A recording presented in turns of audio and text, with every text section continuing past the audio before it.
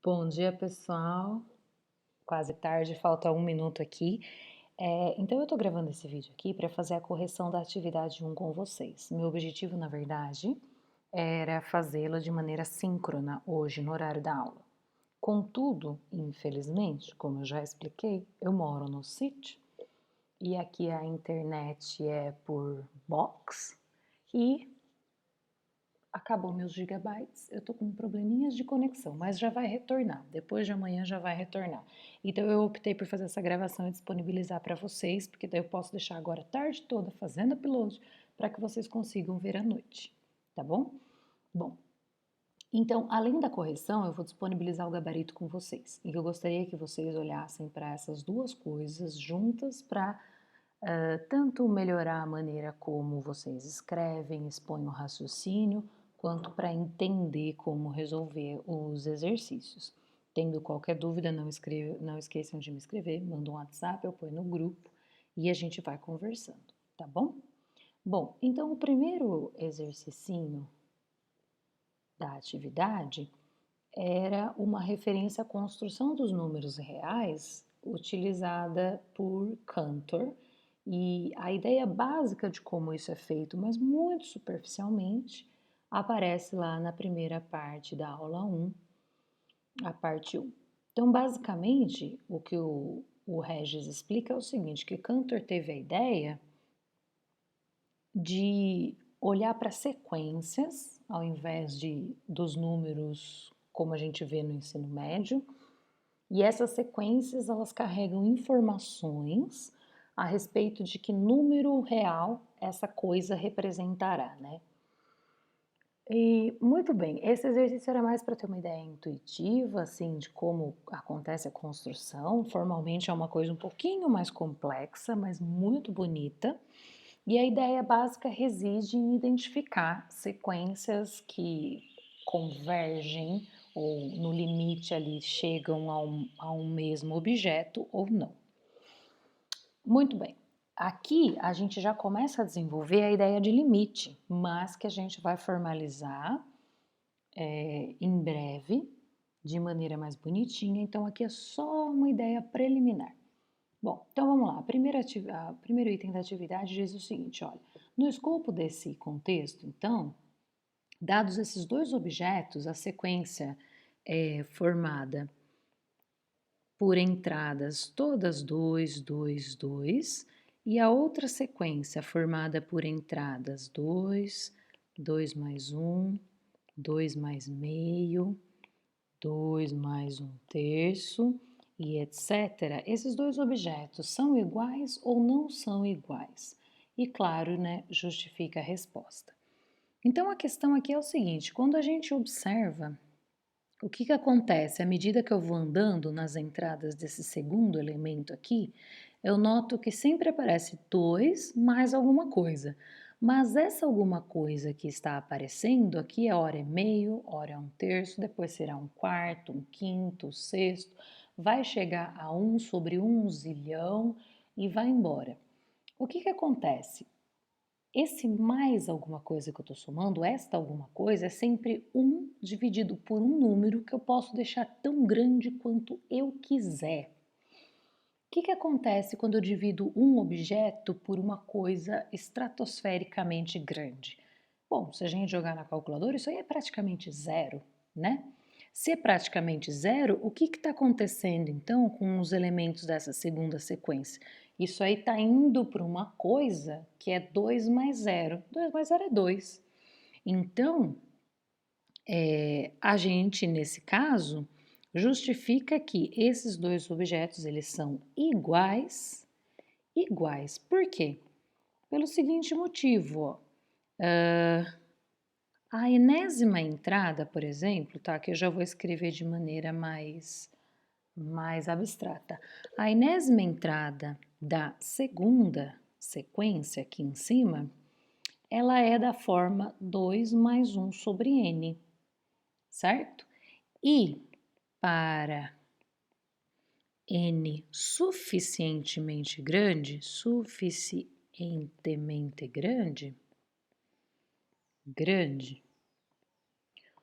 1 sobre n é muito, mas muito pequeno, muito pequeno. Isso significa, ou outra maneira de dizer, 2 mais 1 sobre n, como a gente vai aprender sobre essa notação, converge para 2. Pronto, então tá aí justificado porque essas duas coisas são iguais. Esse primeiro item, claro, como ele carece de diversas explicações, assim, com as palavras próprias diferentes, não precisa ser necessariamente dessa maneira que eu escrevi. Mas o interessante é ter conseguido passar essa ideia, tá bom? Bom, o item 1.2 pedia para vocês construírem um par de objetos iguais, como esse primeiro, por exemplo, e um par de objetos diferentes. O que acontece? Você podia escolher o que você bem entendesse. Se a gente, por exemplo, for motivado pelo item 1.1, vamos primeiro construir um par de objetos, ou seja, de sequências, que são iguais. O que acontece? Eu preciso considerar aqui duas sequências, primeira, segunda, terceira, quarta, quinta entrada e etc. E a outra também, de maneira tal que essas duas coisas se comportem da mesma maneira lá no infinito. Ora, quer ver? Eu vou inventar essa seguinte sequência. Eu vou começar com o número 2, sei lá, porque o número 2 eu acho bonito, depois o número 5, o número 7. Aí eu vou aqui para o número 11 e agora eu vou escolher, por exemplo, π. Π e vou repetir π indefinidamente. Pronto, esse é meu primeiro elemento. Meu segundo elemento, eu vou construir de maneira tal que seja igual a esse daí. Para ser igual a esse daí, tem que ser uma sequência que converja para π, porque note que, apesar de eu ter começado no 2, no 5, no 7, depois vim para o 11, a partir da quinta entrada eu tenho π, π, π, π, π, π, π, π, π, π, π, convergiu para π. Então, para que isso converja para π, eu vou copiar a ideia do 1.1. Eu vou começar aqui com π, vou começar com π mais 1, daí eu vou pegar π mais meio, depois eu vou pegar π mais 1/3, depois eu pego π mais 1/4 e vou embora. Pelo mesmo raciocínio do item 1.1, esses dois objetos são iguais. Então, aqui é claro que carece apenas escrever isso bonitinho. Eu não vou repetir aqui, mas é o repeteco da justificativa do item 1.1. E agora, para que a gente construa um par de objetos que seja diferentes, a gente tem que tentar simular aí um evento diferente do que foi no anterior. Então, por exemplo, eu vou considerar o primeiro cara, vou copiar ele aqui, ó, essa sequência que eu inventei. Pi, pi, pi, pi. A gente já sabe que a gente conversou ali que essa sequência aí converge para pi. Então, o segundo objeto que eu vou considerar para que ele seja diferente, segundo essa noção do vídeo desenvolvida, tem que ser uma coisa que não converja para π.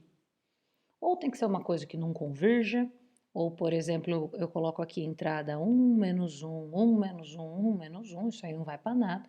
Ou, por exemplo, eu posso também utilizar a ideia do 1.1, onde eu tinha lá essa sequência aqui, ó, 2, 2 mais 1, 2 mais meio, 2 mais 1/3, 2 mais 1/4. Por quê?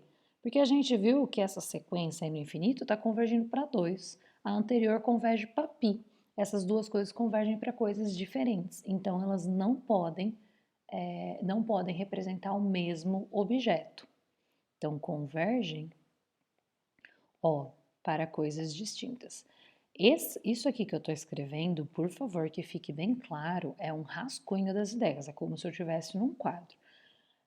O gabarito que vai ser disponibilizado lá está num texto mais bonitinho para ser entregue em formato de resolução, tá bom? É que aqui eu tenho o advento da fala, então eu posso, entre aspas, omitir muita coisa escrita porque eu estou explicando, só para não esquecer. Bom, vamos ao próximo. O próximo item se refere à parte 2 da aula 1, que traz informações, propriedades dos números reais. A primeira delas é o exercício 2.1. Ele se trata de resolução de desigualdade modular. O objetivo aí era apresentar para vocês a definição formal de módulo, da função módulo, ou do objeto módulo, que mede basicamente a distância de um ponto na reta à origem, e que tem aquela definição que vocês viram no vídeo, né? O módulo de um número real, ele é definido por partes, né? O próprio número, se esse número for não negativo, e menos o número, se o número for negativo. Então, esse item era para que vocês manipulassem um pouquinho essa função, esse objeto, porque ele vai aparecer muito no nosso curso daqui a pouco, por ser uma ferramenta que nos ajuda, como eu disse, medir distância sobre a reta. E como a gente vai fazer toda uma tratativa bastante analítica, é importante trabalhar com a definição formal desse objeto. Eu não vou fazer aqui o 2.1 para vocês, porque ele está resolvido no vídeo, né, que vocês assistiram. O objetivo aí é que vocês reescrevessem isso e escrevessem com detalhes a resolução que lá é apresentada, tá bom? Então, vamos ao próximo exercício, o item 2.2.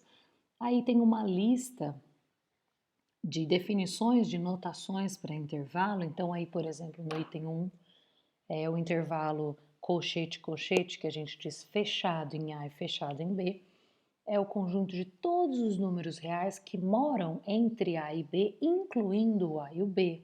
Aí a gente usa parênteses do lado que a gente quer excluir o número. Por exemplo, no item 3 é parênteses dos dois lados. Então, é o conjunto dos números reais que moram estritamente entre A e B, não podendo ser A nem B, e aí as notações quando envolvem o infinito. Com essa noção de intervalo, o exercício pede para determinar esse conjunto A aqui, né? O conjunto dos números reais, tais que 4x menos 3 é menor que 5x mais 2, e o conjunto B, que é o conjunto dos números reais, tais que o módulo de x é menor do que 1. Então, ele pede para que esses caras sejam representados como intervalos. Vamos fazer uma análise aqui do conjunto A, primeiro de tudo. Note que é o conjunto de todo número real que satisfaz essa desigualdade aqui. Vamos ver o que essa desigualdade diz. Ora, ela diz que 4x menos 3 tem que ser estritamente menor que 5x mais 2. Isso aqui acontece única e exclusivamente se acontecer o seguinte: eu vou passar esse 4 para cá, subtraindo ele, ou subtraindo 4x dos dois lados. Então, isso vai acontecer única e exclusivamente se, vou copiar o sinal de menor aqui, do lado direito vai ficar 5x menos 4, ou seja, vai sobrar só um x. E esse 2 aqui do lado direito, eu vou mandar lá para o lado esquerdo. Então, lá eu já tinha menos 3, agora esse 2 passou para lá como menos 2. Então, isso aqui diz para mim basicamente o seguinte: olha, o A, o conjunto A, ele é formado por todo número real, x, tal que x satisfaz isso. Mas o que é isso? É x ser estritamente maior do que menos 5, tá? E aí, o que acontece? Quando eu vou colocar isso na notação de intervalo, quando eu volto ali na definição dos intervalos, isso significa para mim que o A é, na verdade, todo mundo que está à direita do menos 5, mas não pode ser o menos 5. Então, à direita do menos 5, mas não pode ser o menos 5, é representado por esse cara aqui, tá? E o conjunto B, o conjunto de todos os x's, tal que o módulo dele é menor do que 1, aqui carece de uma análise no seguinte sentido: olha, se o x for um número real maior que zero, o que acontece com ele? E se ele for menor que zero, o que acontece com ele? Então, vamos fazer uma análise aqui, quer ver? Ó? Se o número x for não negativo, então a gente sabe o quê? Que o módulo dele é ele mesmo. E eu estou exigindo que ele seja estritamente menor do que 1, tá? Que é o pré-requisito para ser um elemento de B. Beleza. Mas agora, se o x for um número negativo, se o x for negativo, o que vai acontecer? O módulo dele é menos ele, mas que isso ainda tem que ser menor do que 1, pré-requisito para estar em B. Mas o fato de menos x ser menor do que 1 significa o quê? Significa que x é maior do que menos 1, tá? Então, vamos fazer um desenho aqui. Vou fazer aqui a retinha, aqui eu tenho 0. Então, note que se eu pegar x do lado direito da reta, do lado direito do 0, eu concluí que o x não ultrapassa o número 1. Então, ele só pode vir até aqui. Todo mundo que mora aqui está em B, mas o 1 não entra. Então, aqui, em geral, a gente desenha a bolinha aberta.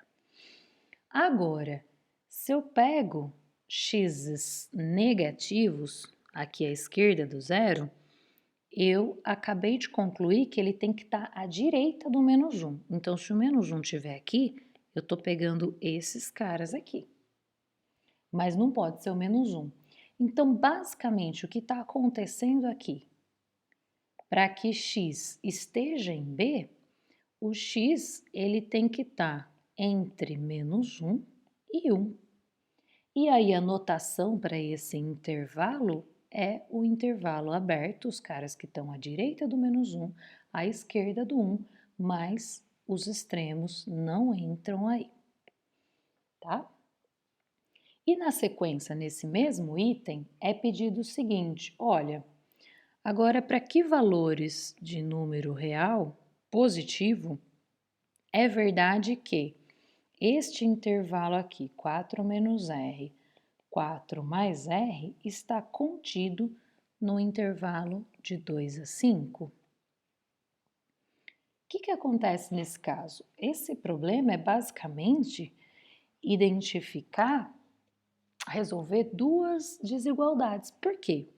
Veja, para que esse intervalo da esquerda esteja contido no intervalo da direita, o extremo esquerdo deste primeiro intervalo tem que estar à direita do extremo esquerdo deste intervalo.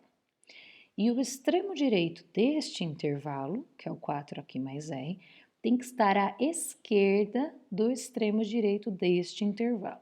Traduzindo isso, significa que o 4 menos R, ele tem que ser maior do que 2. E o 4 mais R tem que ser menor do que 5.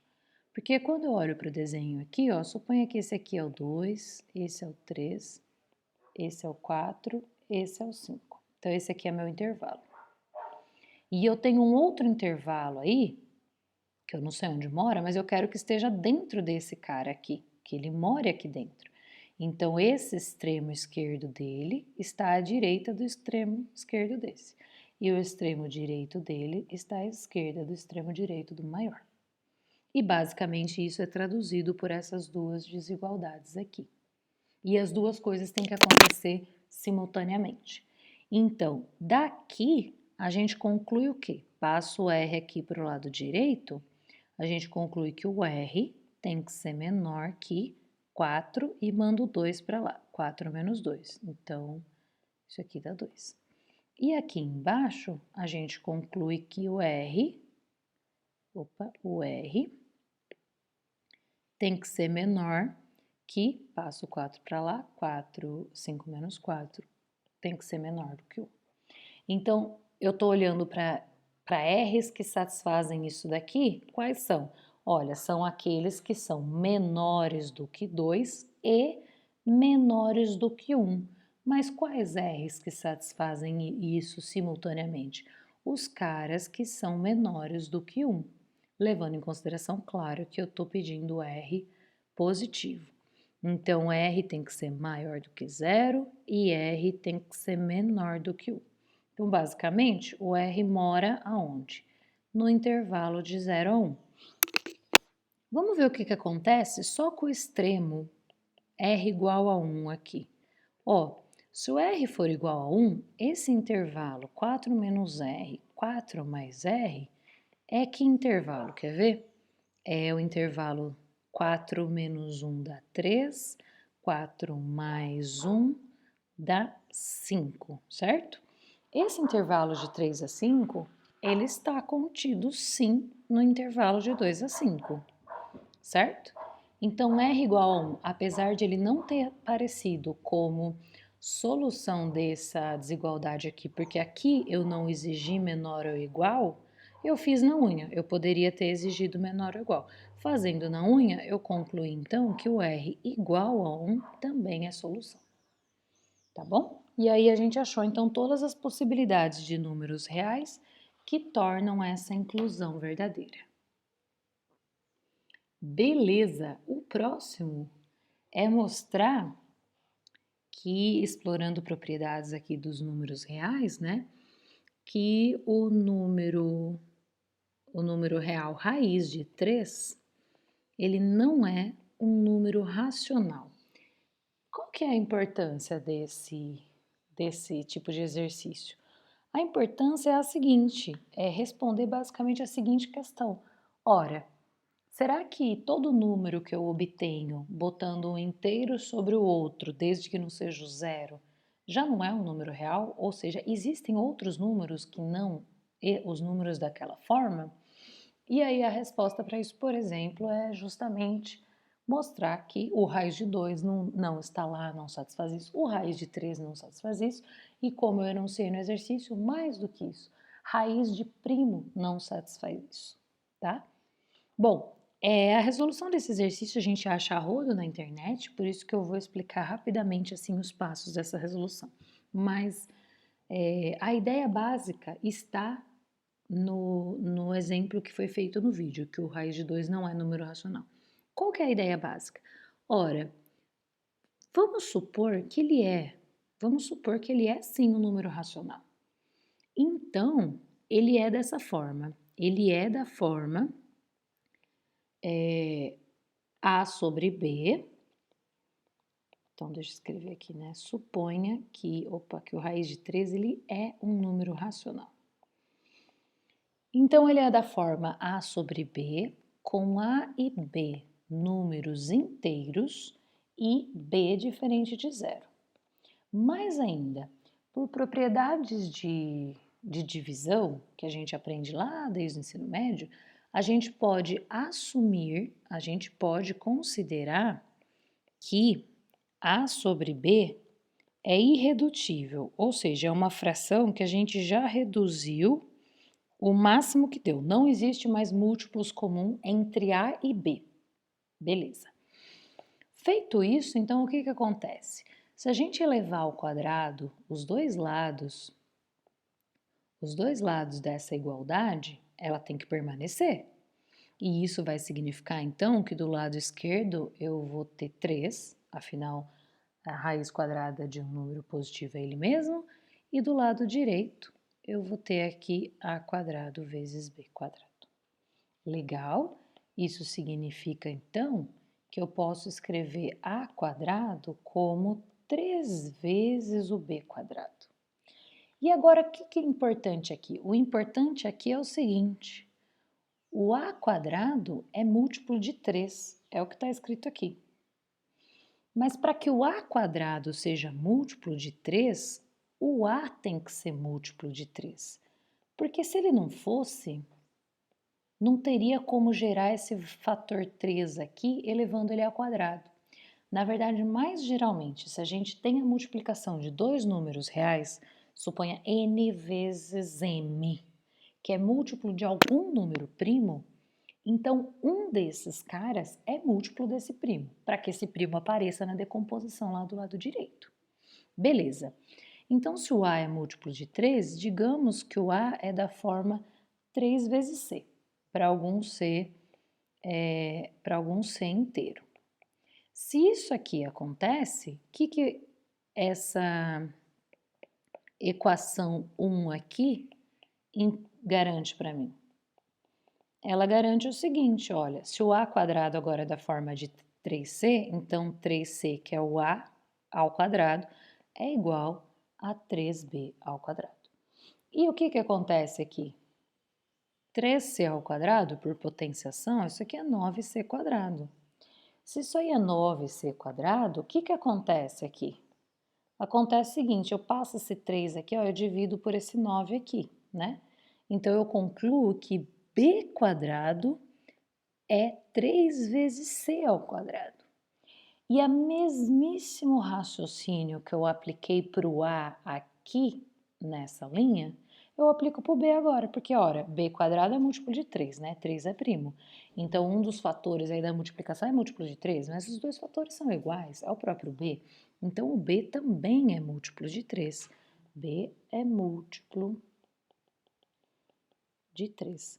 E aí acabou o problema, porque eu cheguei a uma contradição, porque veja, vamos voltar um pouquinho. Eu assumi que o raiz de 3 estava escrito como uma fração irredutível. Agora, eu acabei de concluir que o A é múltiplo de 3 e o B é múltiplo de 3. Então, eu consigo dividir essa fração, porque veja, eu concluí, vou colocar em verde aqui, né? Que o A é da forma 3C e acabei de concluir que o B é da forma 3D. Eu posso simplificar esse 3 e aí eu tenho uma outra fração para A sobre B que eu reduzi mais ainda, o que contraria essa informação aqui. E de onde veio essa contradição gerada? Veio por eu supor uma coisa que não era verdadeira, tá bom? Então, esse aqui é muito parecido mesmo com mostrar que o raiz de 2 não é um número racional. E aí, trouxe até a ideia de como mostrar que raiz de P não é racional. Legal. E além disso, o texto, a atividade trouxe também na 2.2 a propriedade arquimediana. A propriedade arquimediana, como a gente vai ver, ela é muito importante, vai ser muito importante para a gente para mostrar alguns limites básicos quando a gente ainda não tiver muita ferramentalha para trabalhar com limites. Mas, basicamente, a propriedade arquimediana enunciada diz o seguinte, olha, se você tem x e y, dois números positivos, sempre existe um número natural de tal maneira que você consegue fazer o y ficar maior do que o múltiplo n de x, né? Bom, se você pegou dois números reais e já calhou do y ser maior do que o x, ora, tome n igual a 1, né? Agora, se não calhou dele ser maior, aí a propriedade diz que é possível achar outro n. É isso, né? É. Muito bem. E aí esse exercício pedia para que vocês dessem valores preferidos para vocês para x e y e deduzissem quem tem que ser o n que satisfaz. Então, quer ver? Eu vou jogar aqui dois valores não necessariamente preferidos, mas vou jogar aqui x igual a 5 e y igual a 2, por exemplo. Tá? São dois números reais positivos. E aí a propriedade é o seguinte, olha, existe um número natural tal que o y fica maior que esse múltiplo n de x. Mas note o que acontece. Se eu considerar números da forma n vezes x, são múltiplos 5 de n. Múltiplo 5 de n nunca vai ser menor do que 2, exceto se se eu considerar n igual a zero. Pronto, então a propriedade está satisfeita, tá? E o exercício basicamente pedia para que vocês elegessem alguns favoritos aí e fizessem essa brincadeira de identificar quem é o n. Finalmente, 2.3 pedia para mostrar a seguinte propriedade. Olha, sempre que você tem um número real positivo, então aqui está o zero, suponha aqui que você pega um x. Você consegue achar entre o zero e o x um número racional da forma 1 sobre n. Basicamente é isso que essa consequência da propriedade está dizendo. Você pega qualquer número real positivo, entre 0 e este número você acha um número racional não qualquer, mas da forma 1 sobre n. Olha que bonito. E como eu disse, essa aqui vai ser uma das propriedades que a gente vai mais utilizar para frente. Isso aqui é uma decorrência direta da propriedade arquimediana. Por quê? Veja o que acontece. O exercício pede para garantir a existência de um número natural, dado um x positivo, tal que... Opa, deixa eu voltar aqui para a tela, né? Que 1 sobre n seja menor do que x. Isso aqui é equivalente a dizer que n vezes x é maior do que 1. Ora, lá na propriedade arquimediana utilizada no exercício anterior, basta você considerar y igual a 1. E aí a própria propriedade arquimediana garante a existência desse número de tal maneira que isso satisfaz, que isso seja satisfeito, tá bom? Bom, então essa é a resolução da atividade. Detalhes da escrita eu vou compartilhar com vocês no gabarito dela, tá? E fiquem atentos que amanhã tem outra atividade. E, por favor, não esqueçam, mandem para mim sempre, sempre, sempre as dúvidas, deixando a vergonha de lado e sabendo que vocês nunca, nunca, entre aspas, enchem o saco escrevendo para mim no WhatsApp, tá bom? Um abraço para vocês, até breve.